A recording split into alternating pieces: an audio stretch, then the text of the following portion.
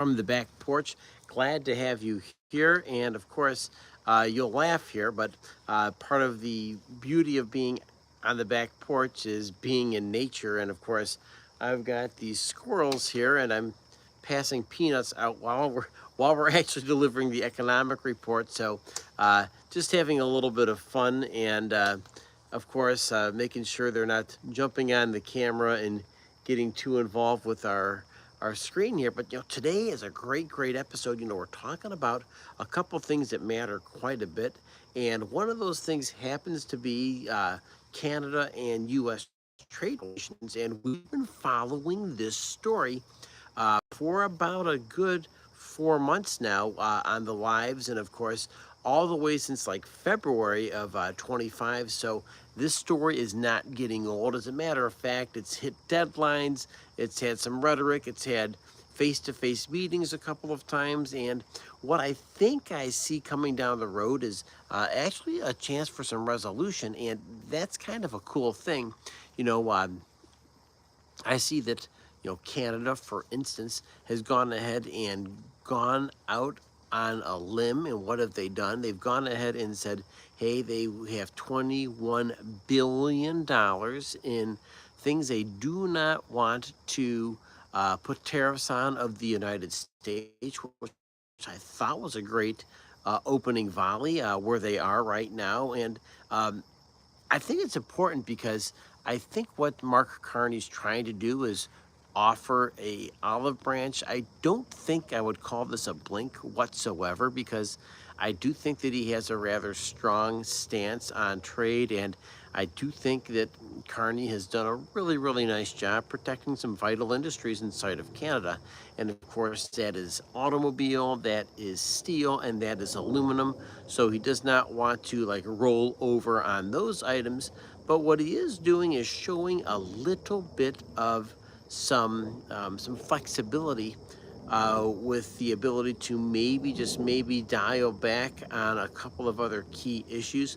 Of course, if you follow anything here, a great story to follow has a lot to do. Hey, welcome to the Economic Report. It's Brian. Thanks for joining me, folks.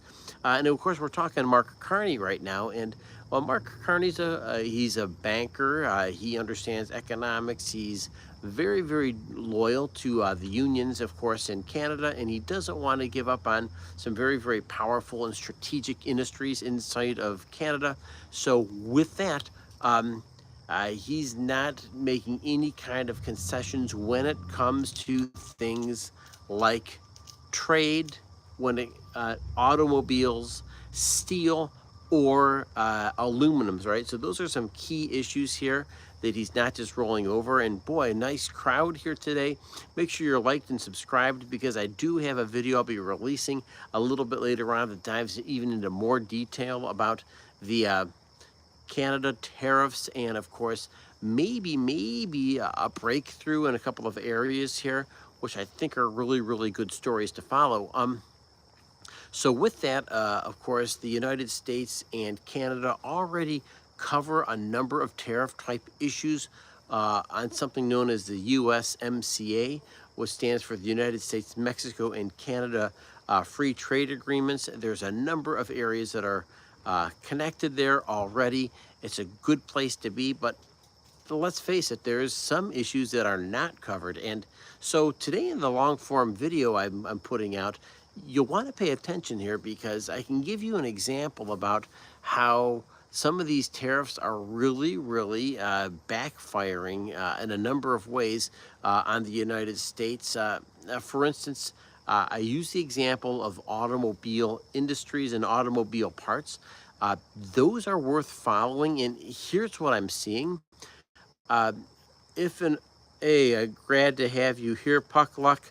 Thank you. I can go ahead and share this with you, because if there's an automobile accident inside of the United States, and I talk to people on a regular basis, I know people who work inside the rental car industry, what they're actually seeing are car parts that are taking a heck of a lot longer to get to the United States. A lot of these car parts are outsourced. They're outsourced to places like Canada, for instance. And What's actually happening? Well, let's face it, it's taking longer to get those parts, one. And number two, those parts are really, really like super expensive, number two. As a result, here's what's happening: insurance claims are costing a whole heck of a lot more. And so here's where the rubber really meets the road, right? So claims are costing more, therefore insurance rates are going up quite a bit. And these claims that might have only cost $1,000 or $2,000 are taking 2 or 3 times as long to solve, in part because of, well, the cost of these items. So waiting and waiting for parts. You have a rental car that's taken 2 or 3 times as long to keep because you're waiting for these parts to come in. And I've seen this happen a few times. I know somebody, for instance, that had a Hyundai back when the Hyundais were getting stolen. They waited and waited and waited for that part to come in from the United States and or from Canada, and this is long before there was even a an issue with tariffs, right? So now I think things are even backing up a little bit more. You're rarely hearing stories of these claims being solved lickety split. As a matter of fact, you're finding more and more limitations when it comes to car dealers and shops and insurance companies really covering a claim for an extended period of time. The rentals are usually now lasting maybe like 5 to 10 days, and then people are out of pocket. So it's really a powerful story to follow. And if there's anything I could say that, obviously that glut in the car market, the people who are making these decisions on, Wall Street, the people who are making those decisions on DC, aren't the people on Main Street that are actually paying the bills. They're not paying the higher premiums, nor are they really dealing with all the other difficulties when it comes to settling a claim. So I do hope and I do think that there's going to be some resolution here. The insurance lobby is super powerful here in the United States. I will assume that that lobby is also powerful inside of Canada, and this is an obvious, easy fix, I think. If the politicians get together and realize that, well, people on both sides of the aisle are getting, or both sides of the board are getting whacked by this one, it just makes sense to go ahead and try to iron this one out for certain. Um, Another thing we talk about is like food prices, right? So you go down to the grocery store and everybody's feeling a little bit of sticker shock when they go to the grocery store. It's not a matter if things cost more, it's just a matter of like how much more. And so that's another thing to follow. And what I'm seeing, hey Lorraine, good to have you here. You are awesome. Thank you for joining. Thank you for liking and subscribing as well, because we do need people like you. Go ahead and drop a comment here, Lorraine, if you have a question here too about today's topic. I'd love to hear from the audience if you have some meaningful input to put here. I will say this much that's really, really powerful is I do think that there's a lot of solutions to be had. Like, Canada's like the United States' number one like trading partner.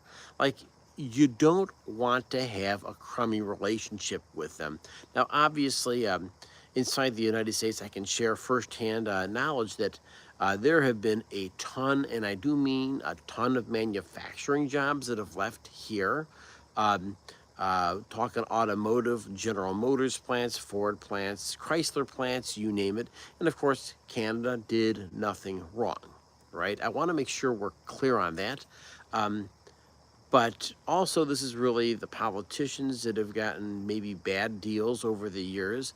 Um, Particularly, hey, you go ahead and take a look at some of the other manufacturing jobs that have slipped down the border to Mexico, and those are significant things to pay attention to, because without a doubt, manufacturing is getting hurt inside the United States. So Trump holds himself as the champion. I mean, the champion of working class people, and he promises to bring manufacturing back. And of course, want to see manufacturing back in the United States, but we really don't want that to happen at the expense of our neighbors to the Mexico. There's some different things going on there as well.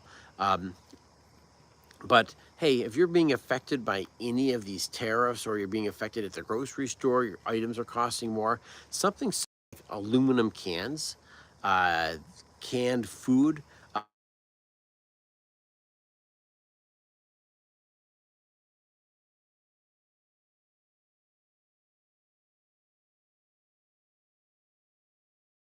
Of course, what we're going to do is dig into this a little bit more detail when it comes to the economic report and the live video we're going to be releasing later on this afternoon. And with that, I want to thank you very much for joining me. I want to make sure you are make sure you're subscribed to this channel, because once again, it doesn't cost you a cent, and it will make sure that the shorts that we're providing, and of course the extended responses, go right to your inbox on a regular basis. My name is Brian. Thanks for joining me, and I appreciate you being here. And don't forget, folks, the biggest battle you fight is the one between your ears, over your thoughts, your actions, and your attitude. Until tomorrow, I'll catch you later. Have a great day.